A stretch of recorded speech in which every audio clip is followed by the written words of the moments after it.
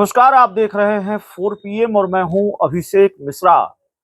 देखिए, बिहार में होने वाले उपचुनाव की बात करेंगे। बिहार में विधानसभा की 4 सीटों पर उपचुनाव और अलग-अलग राजनीतिक दलों की लिस्ट भी तैयार है। तो हम उसकी बात करेंगे और खासकर इंडिया गठबंधन के सारे पहलवानों की लिस्ट तैयार है। इंडिया गठबंधन से इन 4 विधानसभा सीटों पर कौन-कौन लड़ेगा, वो लिस्ट बिल्कुल फाइनल हो गई है और वही बताने हम आपको आए हैं। तो इंडिया गठबंधन की तरफ से कोई सस्पेंस नहीं है।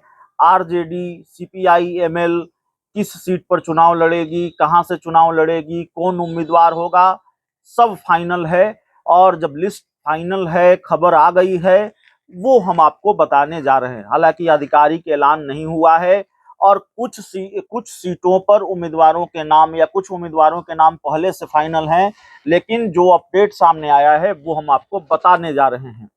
सबसे पहले तो बिहार में 4 विधानसभा सीटों पर उपचुनाव होने हैं और अक्सर हम आपको लगातार बताते रहे हैं कि इन 4 विधानसभा सीटों पर उपचुनाव होने हैं, क्यों होने हैं। सुधाकर सिंह जो आरजेडी के विधायक थे रामगढ़ से, वो बक्सर से सांसद चुन लिए गए, तो रामगढ़ की विधानसभा सीट पर उपचुनाव होना है। बेलागंज से आरजेडी के विधायक थे सुरेंद्र यादव, वो जहानाबाद के सांसद चुन लिए गए, तो जहानाबाद की सीट पर उपचुनाव होना है। इमामगंज से विधायक थे जीतन राम मांझी और जीतन राम मांझी अब केंद्र सरकार में मंत्री हैं, गया से सांसद चुन लिए गए हैं, तो उनकी सीट पर भी जाहिर है चुनाव होगा। और एक तरारी विधानसभा सीट है जहां चुनाव होगा। तरारी विधानसभा से सुदामा प्रसाद विधायक थे सीपीआई-एमएल के और वो सांसद चुन लिए गए हैं आरा से। उन्होंने पूर्व केंद्रीय मंत्री आर.के. सिंह को हराया, तो जाहिर तौर पर जो विधायक सांसद चुन लिए गए हैं उनकी सीटों पर चुनाव होगा, विधानसभा का उपचुनाव होगा, क्योंकि वो पहले विधानसभा के सदस्य थे, अब लोकसभा के सदस्य हो गए हैं। हालांकि चुनाव आयोग ने तारीख की घोषणा अभी नहीं की है। चुनाव आयोग तारीखों का ऐलान कभी भी कर सकता है जब चुनाव होने हैं। हालांकि अभी कोई अधिसूचना जारी नहीं हुई है, लेकिन बिहार में गहमा-गहमी बढ़ी हुई है। अब सवाल है कि कौन कहां से चुनाव लड़ रहा है। देखिए, एनडीए की तरफ से अभी थोड़ा सस्पेंस है और एनडीए को लेकर जो जानकारी रही है वो हम आपको बताते भी रहे हैं, लेकिन इंडिया गठबंधन की तरफ से शायद ही कोई सस्पेंस है। तकरीबन हर सस्पेंस से पर्दा उठ गया है और इंडिया गठबंधन की लिस्ट तैयार हो गई है। लालू यादव की लिस्ट तैयार हो गई है, लालू तेजस्वी की, आरजेडी की लिस्ट तैयार है, सीपीआई-एमएल की लिस्ट भी तैयार है। लेकिन जो जानकारी हमारे पास आरजेडी को लेकर आ रही है वो जानकारी हम आपको देने जा रहे हैं। देखिए, आरजेडी 3 सीटों पर चुनाव लड़ेगी। रामगढ़ पर भी आरजेडी लड़ेगी, बेलागंज से भी आरजेडी लड़ेगी और इमामगंज सीट आरजेडी लड़ेगी। जिन 4 सीटों पर चुनाव होने हैं उसमें इंडिया गठबंधन की तरफ से 3 सीटों पर आरजेडी का उम्मीदवार होगा।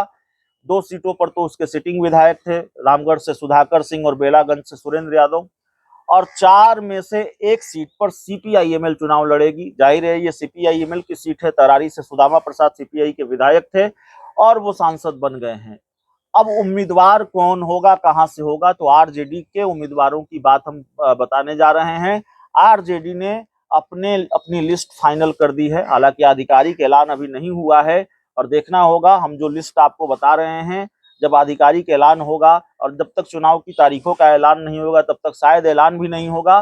तो जब आधिकारिक ऐलान होगा तो हम जो बता रहे हैं लिस्ट वही रहती है या नहीं रहती है, हम अपनी जानकारी के हिसाब से, अपनी जानकारी के मुताबिक आपको बता रहे हैं। देखिए, सबसे पहले शुरुआत करते हैं रामगढ़ से।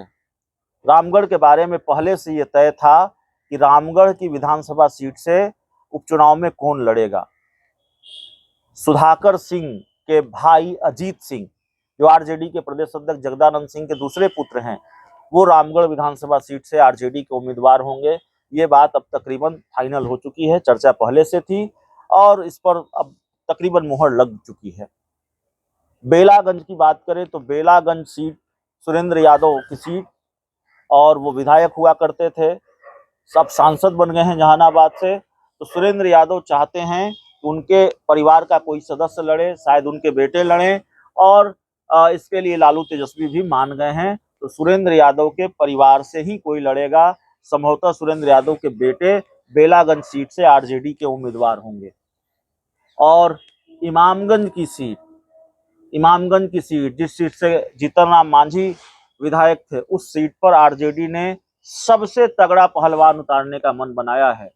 उस सीट पर आरजेडी जीतनराम मांझी के बड़े सियासी दुश्मन, बिहार विधानसभा के पूर्व अध्यक्ष और आरजेडी अपने वरिष्ठ नेता उदय नारायण चौधरी को मैदान में उतारने जा रही है।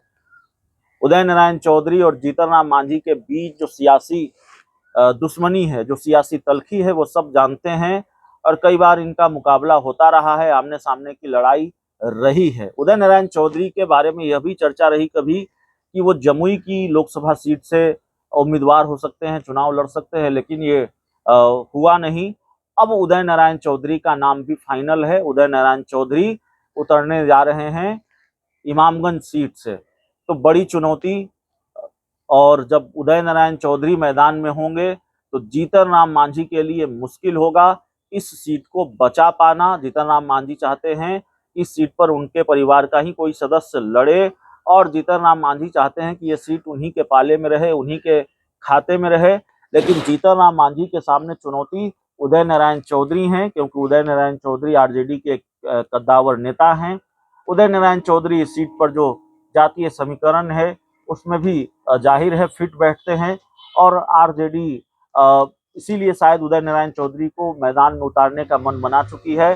तो कुल मिलाकर बात यह है कि 4 में से 3 सीटों पर इंडिया गठबंधन का उम्मीदवार कौन होगा ये फाइनल है। अब एक सीट बच जाती है तरारी की। सुदामा प्रसाद जो विधायक रहे हैं तरारी से सीपीआईएमएल के, उस सीट, उनके सांसद बन जाने से जो सीट खाली हुई है उस सीट से कौन उम्मीदवार होगा।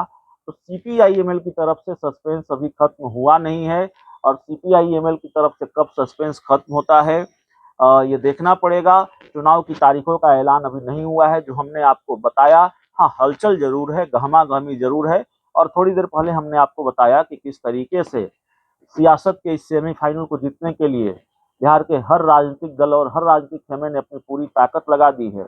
और खासकर आरजेडी के अंदर किस तरह से बैठकों का दौर लगातार जारी है, मीटिंग पर मीटिंग, मीटिंग पर मीटिंग, बैठकें दर बैठकें हो रही हैं, और बड़ी बड़ी बैठकें हो रही हैं। पार्टी के कार्यकर्ताओं को, जिलाध्यक्षों को, प्रकोष्ठों के अध्यक्षों को सीधे पटना बुला लिया जा रहा है, और फिर लंबी बैठकें चल रही है।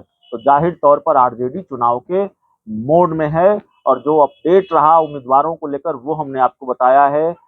जिन 4 विधानसभा सीटों पर उपचुनाव होने हैं उसमें से 3 सीटों पर आरजेडी चुनाव लड़ेगी, और आरजेडी ने अपने कैंडिडेट के नाम पर भी मुहर लगा दी है। अभी जो जानकारी हमारे पास है वो यही है। बहुत बहुत धन्यवाद।